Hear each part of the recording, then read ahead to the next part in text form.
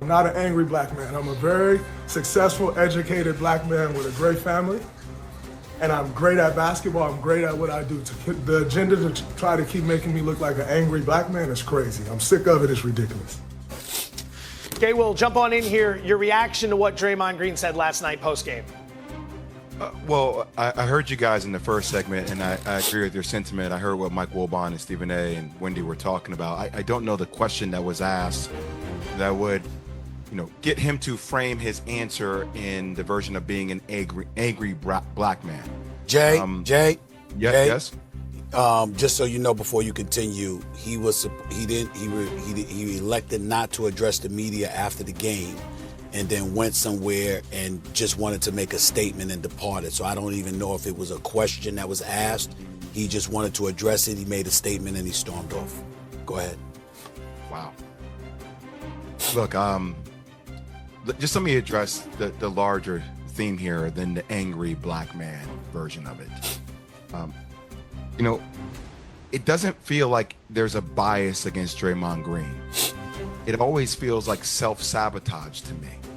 It's a matter of him controlling his emotions in those moments. 5 technical fouls in 9 playoff games this year. The things that we've seen aren't things that we are making up. Stephen A., Wendy, we've seen a lot of basketball in our lifetimes.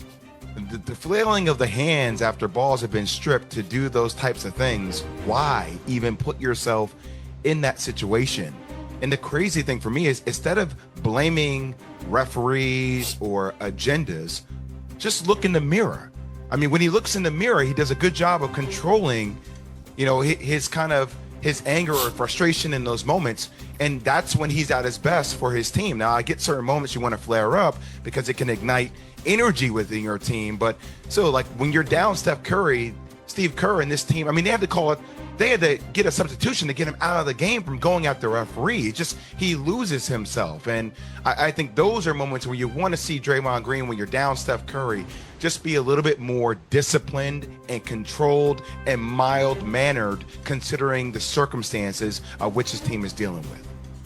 This is a complicated one because he had a fan say something to him in the fourth quarter when he was on the stationary bike trying to stay loose, and the fan was ejected. And because Draymond didn't take questions, he didn't provide context. I don't exactly know what he's reacting to. So because of it, I'm not going to equate those comments with what he did in the game with a technical foul. I'm going to separate them. Maybe they are connected, but I just don't have enough. And obviously the Warriors got blown out of this game, and it was not a good night. I would just say that he's got 5 technicals and 2 flagrants in 9 playoff games. He probably should have more technicals. It was a restraint showed by the referees. By the way, that's a big complaint across the league, that Draymond gets away with stuff after he commits a flagrant and after he commits a technical, and sometimes even after he gets 5 fouls. There's a belief that Draymond actually gets too much leeway. This is not my words. This is what people tell me. They say he gets away with too much stuff because the referees don't want to be the one who ejects him or calls a second flagrant on him, because they know that there's going to be an onslaught. That's a perception of opponents out there, not necessarily my mind. But whatever you want to say about that, whatever happened in the last series, whatever happened going forward, there's no room for this right now. They are down Steph Curry. They are struggling.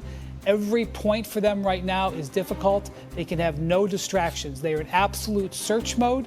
Steve Kerr played 14 players in the first half of this game. Don't have to look it up. It's never happened before. It's never happened before in the history of the playoffs, a coach playing 14 players in the first half.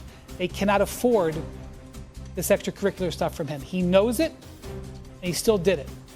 And that's what the issue with Draymond is in this moment on dealing with the challenges on the court in the situation.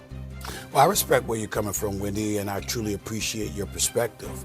As a black man, he brought up being a black man and how he's being tainted, and let me take it from there. And y'all can leave Jay and Wendy up on the screen while I'm talking, because I want to see them. I do not disagree with what Jay said. Do I think that's the whole picture, Jay? No.